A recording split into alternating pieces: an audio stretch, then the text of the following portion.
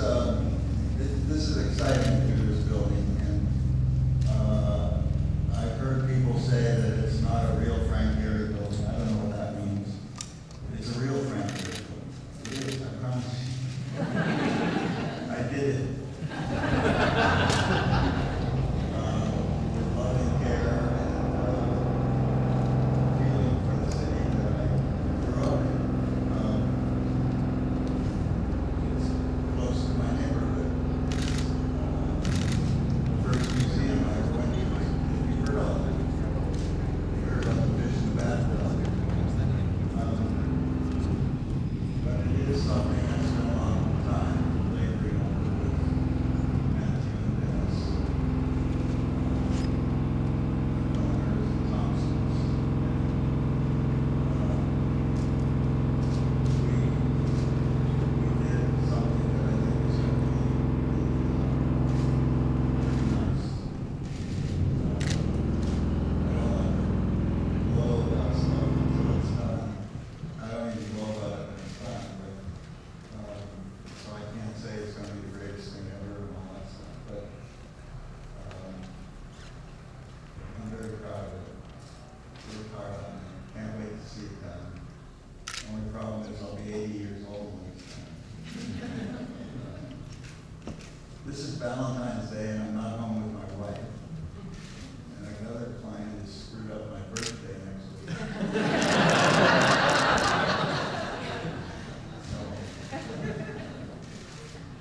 So much for that. But I turned 77 on the 28th.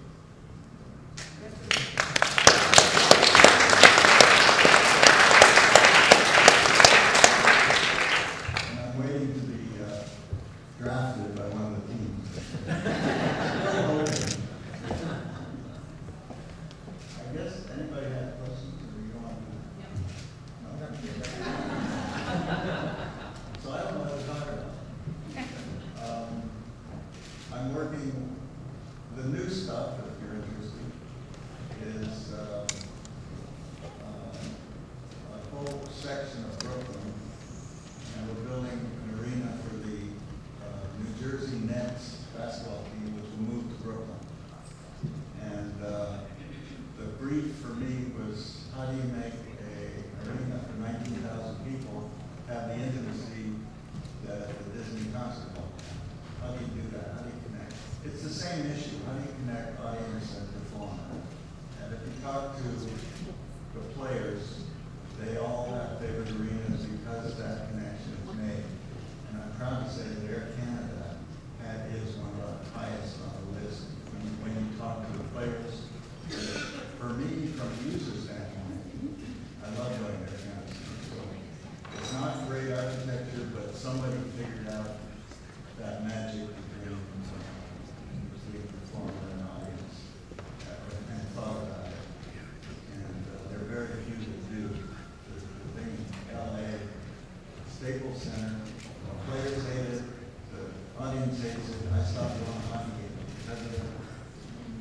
It just puts you off. So that there is that, that's a big issue. It's an issue in everything. It's an issue in museums, it's an issue in concert halls, arenas, and everything. I guess the old bar was right. All the world's a stage, and it's true. It is. We are actors. Context. So I played in Grange Park as a kid and went to the settlement house as a kid. And I was a little scared when I saw these buildings looming up over this little park. And I, at first, didn't want to contribute to it. And I had put the building on Dundas Street and stuff. But no, it was all moving. It couldn't happen there without a huge bust in budget, maybe 50, 60 million. And we tried every way to do that. When I saw the OCAD building going up, I thought, well, the piece that we were going to put up would relate to it and connect to it. And I think when it's finished, you'll see that there's a strong connection, and it creates a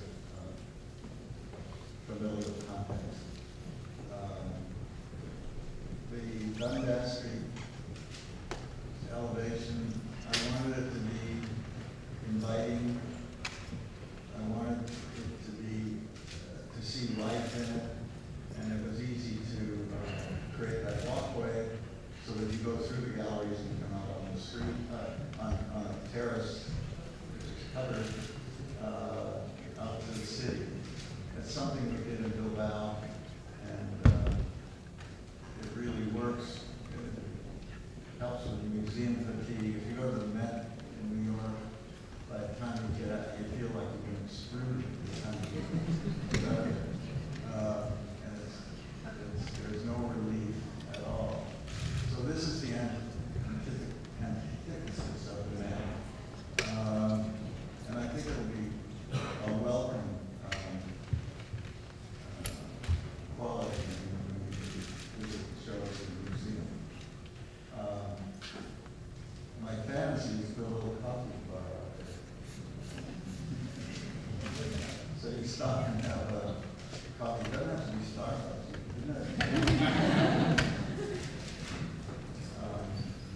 Anyway, I thought a lot about the context, the relationship with the city, and I think it's going to work very well with the museum, with the space around it. And my only worry is the little houses on the north side of Dundas not get torn down. But I don't know if they're going to get here. Even if they get torn down into big monster buildings, I will look okay. It won't be as nice. You know, the curve on the glass is, it breaks just at the height of the buildings across the road. So the reflections will break there from the sky. We get the beginning of the sky reflection right at that point. So I hope it works.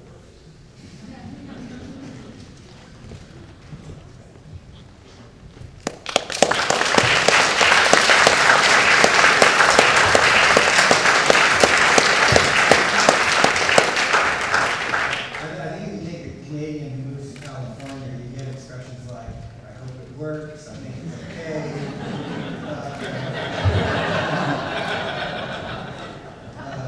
You know, I have to say that when Frank explained to me that the front of the glass, as he said, broke at the same height as the buildings across the way, for me personally, that was a real change in my thinking about the kind of architect Frank was and is, which is, you know, you don't really understand Frank until you see his buildings in situation, and you see them in response to what's around the actual building that he's created. And it's that contextual conversation that I think is part of his brilliance. And he told me that, and had imagined the reflection of the light in the way that he had. I knew that we were into something truly, truly great. So I'm going to say truly, truly great, even if he won't. Now it's a pleasure for me to introduce Dennis Reed, the AGO Director of Collections and Research and the Senior Curator of Canadian Art, who is the curator of the exhibition and put together the show you're just about to see. Dennis Reed.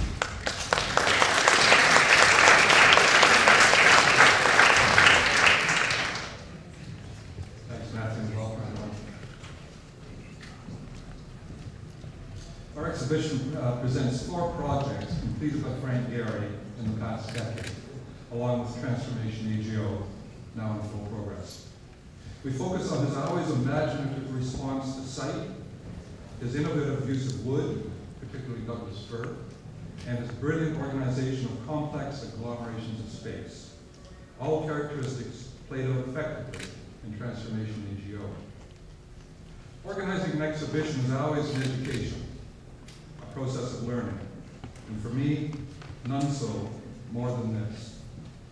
Architecture is not my area of academic expertise, and to get me into current thinking about the pertinent issues, I approached George Baird, Dean of the Faculty of Architecture, Landscape and Design at the University of Toronto, to establish a seminar on the subject of Gehry's past decade of accomplishment, which we undertook with 12 graduate students this past spring. It was of immeasurable help in planning our approach to the exhibition. A number of those students are here today. We also sought the wise counsel of Larry Richards, past dean and current professor at the faculty, who advised at critical points in the layout of the exhibition. I knew that Frank Gehry was a great artist. His brilliant manipulation of form and space is evident to the eye. What has come through to me in working on the exhibition is that his genius as an architect is in how he combines that sense of sculptural practice with through a highly refined process with a very precise, detailed understanding of the needs of the client and of the community to understand the function of the structure institutionally, socially, and in a specific civic sense. I already knew that from my first-hand experience of working with him and his office in Transformation AGO, but my focus study of his work for this exhibition convinced me that his unique approach is make him the greatest humanist architect of the second half of the 20th century. And he's now into a new era in Toronto. Every exhibition in the AGO is about collaboration. We have one of the greatest teams in the world here, and I salute their tremendous accomplishment in realizing Frank Gehry, Art and Architecture, and its accompanying publication, Frank Gehry, Toronto. I need, however, to single out two members of the team, Jim Burke, our 3D designer, and Douglas Wirtz, interpretive planner, both of whom carried much more than their usual load of responsibilities. They effectively co-curated the exhibition.